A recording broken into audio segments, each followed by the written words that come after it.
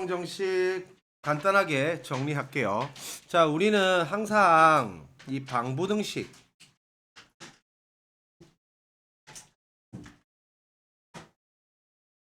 방정식 부등식 문제는 크게 봤을 때 둘 중에 하나입니다.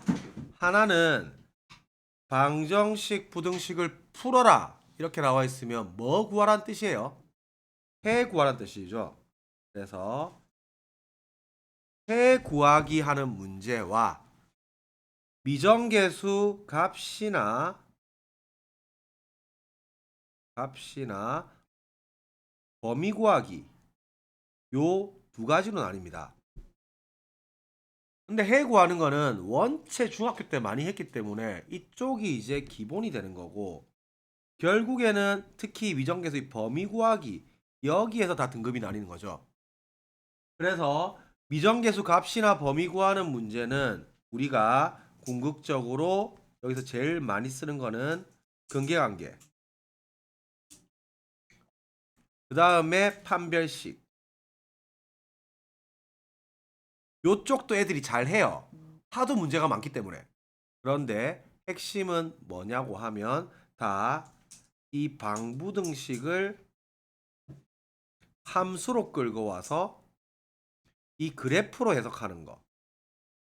요쪽에 다 등급이 나뉘는 문제가 다 들어가 있어요. 그래서 우리는 해 구하기는 기본적으로 풀어야 되는 거고, 그 다음에 요게 근계한계나 판별식도 다 잘 풉니다. 하도 문제를 많이 풀기 때문에. 그런데 요게 이제 저걸로 해결 안 되는 함수나 그래프로 들어가는 문제, 요쪽을 잘 풀어야 돼요. 자, 그래서 우리가 요것도 지금 방정식 ax 제곱 빼기 4a 이퀄 x 빼기 4를 풀어라. 요것도 우리가 지금 넘어가면 a제곱 빼기 1의 x는 4 묶어내면 a 빼기 1 이렇게 돼 있죠. 자, 거슬리는 거 있어 없어? 거슬리는 거 있죠. 무조건 최고차항에 문자 포함한 거. 잘 보세요.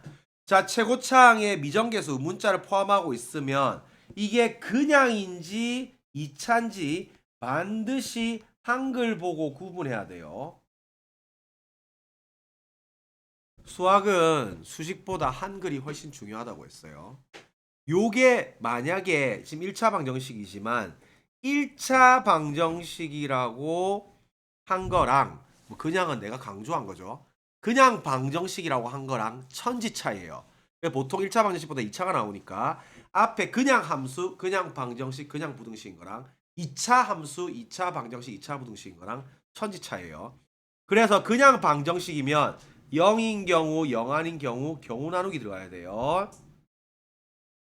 경우 나누기 쓰는 거의 국룰은 스몰 로마 숫자 양가로 1, 2가 국룰입니다. 그거 모든 교과서, 모든 교재에 그렇게 경우를 나눠놨는데 내 맘대로 난 저게 마음에 안 든다고. 경우 나누기 들어가는 거는 원래 수능이 좋아하는 주제고, 이게 국룰이에요.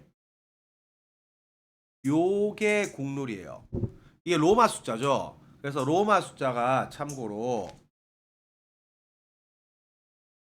로마 숫자가 대문자가 1, 2, 3, 4, 5, 6, 7, 8, 9, 10, 11 이런 식으로 들어가잖아. 이런 식으로 들어가는데 요게 이제 소문자로 들어가면 1, 2, 3, 4, 5, 6, 7, 8 i를 다 소문자로 쓰면 돼요. 9, 10 이렇게 들어가는데, 자, 우리가 쓰는 숫자는 아라비아 숫자죠. 로마가 엄청난 강대국이었잖아. 로마 숫자가 왜 아라비아 숫자한테 밀렸을까요? 아니에요. 로마 숫자는 없는 게 있어요. 0이 없어요. 0이 없어서 밀렸어요. 자, 우리가 쓰는 숫자가 몇 개야? 숫자는 몇 개요? 수와 숫자는 구분해야 돼요. 이 참고로 수와 숫자는 구분해야 되죠. 우린 숫자 지금 10개밖에 없죠. 10개. 0부터 9까지. 수는 이제 323 이렇게 하면 수가 323인 거고 숫자는 3이랑 2랑 3인 거잖아. 알겠지? 그래서 우리가 이제 10개 숫자를 가지고 10개가 되면 단위가 하나 올라가는 거죠. 자릿수가 올라가면서 단위가 올라가는 거잖아요. 그게 십진법이잖아요. 왜 십진법을 썼을까요?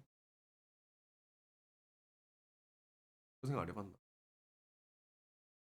그것도 엄청 심플해. 손가락이 10개나 십진법 쓴 거예요. 만약에 인간이 사족 보행을 하면서 발을 손처럼 썼으면 20진법 썼을 거야 아마. 근데 손가락 10개가 10진법 쓴 거예요. 손가락 12개 쓰면 12진법 썼을 거야 아마. 이 딱 다 세고 나면 없잖아요. 다 차고 나면. 그러니까 자릿수 올라가야 되는 거예요. 그래서 10진법을 쓰는 건데 마찬가지로 이것도 다르잖아. 한글이랑 국어는 다르잖아. 그러니까 그 개념이라면 숫자는 한글의 개념인 거고 수는 국어의 개념인 거죠. 알겠지? 그래서 한글은 당연히 자음, 모음 이렇게 구성되어 있는 거 알고 있죠? 세종대왕이 만든 거. 그래서 그렇게 돼 있는 거라서 항상 수학은 한글이 더 중요해요. 그래서 이 그냥 방정식이면 이걸 이렇게 써야지. 이게 나는 이게 마음에 안 들어 이러면서 이걸 1, 2, 3 이렇게 쓴다든지 이걸 1, 2, 3 이렇게 쓴다든지 1, 2, 3 이렇게 쓴다든지 아니면 1, 2, 3 이렇게 쓴다든지 이런 거 교수님들이 엄청 싫어해요. 나중에 여러분들 대학 가서 이제 전공을 하겠지. 각자 필요한 전공들을 할 거 아니에요. 선택한 전공들을. 근데 교수님들은 나중에 대학 가서 수업 들어보면 알겠지만 친절하지 않거든. 교수님들의 목적은 연구지. 이게 강의가 목적이 아니란 말이야. 근데 강사들은 선생님 강사잖아. 강사는 이제 풀어주는 역할인 거고 이해를 시키는 역할인 거고 교수님은 자기 하고 싶은 수업을 하는 거란 말이야. 교수님들이 제일 싫어하는 게 뭔지 아나?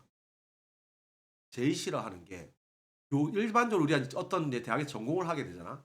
그러면 전공자와 비전공자의 가장 큰 차이가 뭘까요? 전공자도 이제 대학 가서 시험 치잖아. 그럼 시험 치고 나면 기억 다 못해. 까먹어. 당연히. 꼭 까먹는데 가장 큰 차이점은 뭐냐고 하면 다시 봤을 때 이 말을 보고 아는 사람과 뭔 말이야 한글로 쓰여 있는데 모르는 사람의 차이란 말이야. 우리가 흔히 이제 병원 가서 의사 선생님들이 처방을 이렇게 해주잖아. 그럼 막 써는데 뭔 말인지 모르겠잖아 써놔도 한글로 막 써놔도 당연히 우리 전공자 아니니까 모르는 거지. 어떤 의학 용어도 모르는 거고 뭐 그런 약이나 이런 것도 모르는 거잖아. 처방도 어떻게. 그런데 이제 교수님이 제일 싫어하는 게 뭐냐고 하면 기본이 안 돼 있는 걸 제일 싫어해요. 그래서 나중에 전공자들은 전공자들만이 쓰는 용어들을 써야 된단 말이야. 그 용어를 써서 해야지. 그걸 풀었으면 점수가 안 나가요. 이게 예를 들어서 어떤 용어를 우리가 기본적으로 근이다. 그럼 근이 어떻게 나가? 알파 베타 감마로 나가잖아요. 근데 근을 내 맘대로 A, B, C로 쓴다든지 X, Y, Z로 쓴다. 그럼 겁나 싫어. 다 깎여. 무슨 말인지 알겠지? 원래 기본적으로 수학에서 국룰이 근은 알파, 베타, 감마로 나가는 거고 미정계수는 기본적으로 A, B, C, D로 나가는 거고 그다음 A, B, C, D 아니면 PQRS로 나가는 거고 변수는 X, Y, Z로 나가는 거고 알겠지? 상수는 A, B, C로 나가는 거고 다 국룰이 정해져 있는데 그래서 우리가 일반적으로 그래프를 그릴 때도 고정된 점은 A, B로 나가는 거고 움직인 점은 PQ로 나가는 거예요 원래. 그렇게 나가는 기본 수선의 반은 H로 나가는 거고 원래 그렇게 국룰이 정해져 있는데 국룰대로 안 하고 내 맘대로 이렇게 나 저 마음에 안 들어 이렇게 쓰면 이게 만약에 나중에 수리논술 이런 거 가면 점수 보다 안 끄어버려 이렇게 기본이 안 돼 있네. 이거를 누가 이거 ABC로 잡았어 이러면 딱 끄어버려. 그러니까 항상 우리가 쓰는 국룰에 익숙해져야 돼. 쓰기 싫어도 이렇게 쓰세요. 모든 교과서 모든 답지 알겠지? 모든 거에 다 경우 나누기는 스몰 로마 숫자 양가로 1, 2, 3으로 나갑니다. 그러니까 항상 우리가 서술형을 쓰더라도 이렇게 쓰는 걸로 잡으세요. 그래서 이게 1차 방정식이라고 나와 있으면 문자 있으면 0 아니라고 체크하고 시작해야 되고 그냥 방정식이면 0인 경우 0 아닌 경우 경우 나누기를 해야 돼요. 그래서 저게 0인 게 두 개가 있으니까 A가 1인 경우 A가 마일인 경우 A가 뿔마일이 아닌 경우 요렇게 경우 나누기가 들어가야 돼요. 왜? 그냥 방정식이니까. 그래서 최고창에 문자 미정계수가 들어가 있으면 무조건 거슬려 해야 돼. 수학마다 거슬려 하는 포인트가 있는데 방부등식 함수는 무조건 최고창 문자 들어가 있으면 저거 해야 되는데 신경 쓰고 거슬려 해야 돼. 알겠지? 그래서 요거 1인 경우는 당연히 집어넣으면 0 곱하기 x는 0이죠.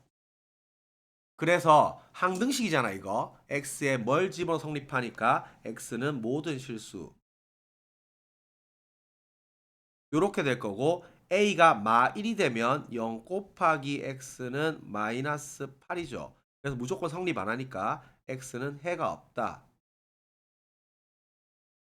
요렇게 들어가는 거고 x가 뿔마 1이 아니면 요게 나눌 수 있으니까 옆에 나누면 a뿔 1분의 4. 그래서 요거는 해가 한 개 있겠죠. 그래서 무조건 최고창에 미정계수 문자 들어가 있으면 거슬려 해야 돼. 그럼 앞에 한글을 봐야 돼. 한글이 그냥인가 이차인가 특히 2차에서 많이 나오니까 잘 보고 무조건 구분합니다. 자, 절대값 기호를 포함한 방정식은 절대값 요거 경우 나누기 들어가는 거죠. 그래서 기본적으로는 요것도 경우 나누기에 따라서 절대값은 안에 있는 값이 0보다 크냐 크거나 같으냐 작으냐에 따라 구분하니까 첫 번째 앞에 거 빵 되는 값이 요게 지금 마 2랑 3이 있으니까 x가 마 2보다 작은 경우 두 번째 x가 마 2 이상 3 미만인 경우 세 번째 x가 3보다 크거나 같은 경우 요렇게 경우 나누기가 들어갈 거고 그러면 마2보다 작으면 마이너스 100 이런 거 집어넣어 보면 안에 게 둘 다 음수죠. 그래서 둘 다 마이너스를 달고 나와야 될 거고 요게 7이라서 마이너스 2x 하니까 마2 풀 1 6 x는 마3 요렇게 될 거고요. 마2하고 3 사이 0 같은 거 집어넣으면 앞에 거는 그냥 나오고 뒤에 거는 마이너스 달고 나오겠죠. 그러면 5는 7 성립 안 하니까 요때는 해가 없고요. 3보다 크거나 같으면 100 같은 거 집어넣으면 안에 게 둘 다 양수니까 그냥 나와서 요게 7이니까 요거 넘어가면 x는 4 나오겠죠. 그래서 항상 근이 나오고 나면 이 위에 범위 만족하는지 체크해야 돼요. 그래서 요 만족하니까 되고 요거 만족하니까 되니까 x 근은 마3 또는 4가 되겠죠. 하지만 이걸 풀기 싫으면 우리는 요거 역시 방정식을 함수로 해석 가능합니다.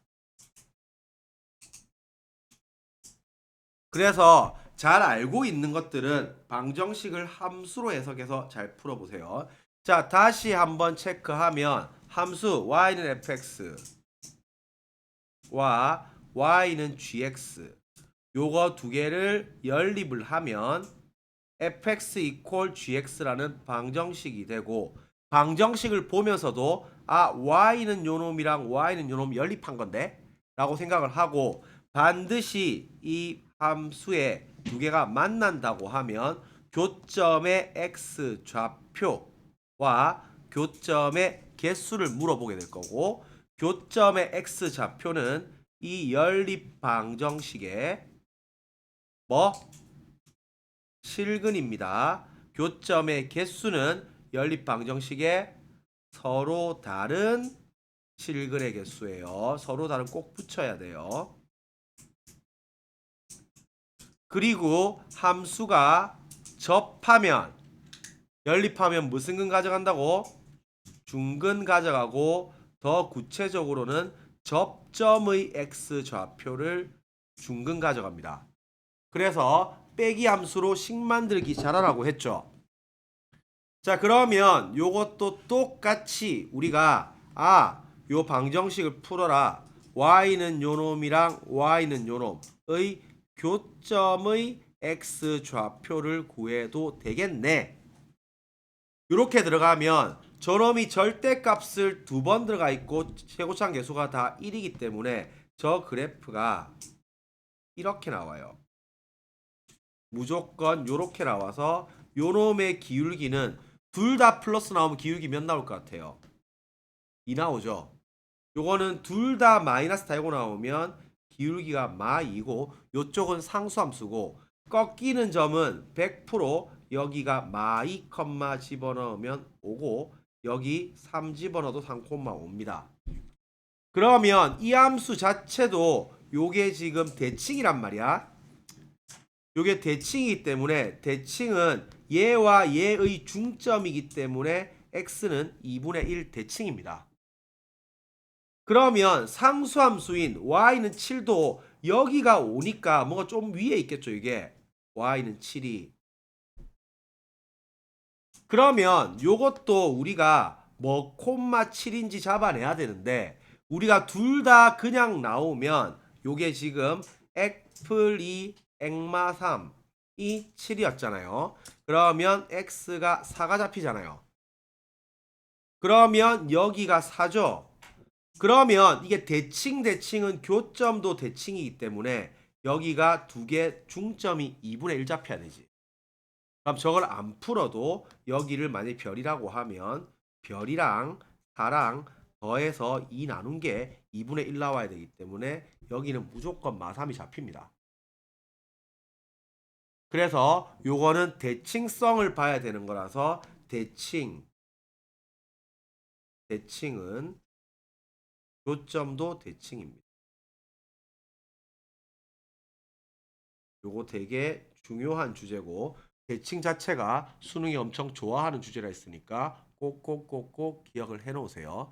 그래서 요것도 방정식을 함수로 풀어서 이 교점의 칠근을 교점의 x좌표로 풀어낼 수도 있습니다. 그래서 요쪽으로 바라보는 시각을 잘 가져야지 이 문제는 그냥 풀어도 나오지만 요것도 항상 시야를 좀 더 넓혀 놓으세요. 자, 요렇게 해서 1차 방정식 마무리할게요.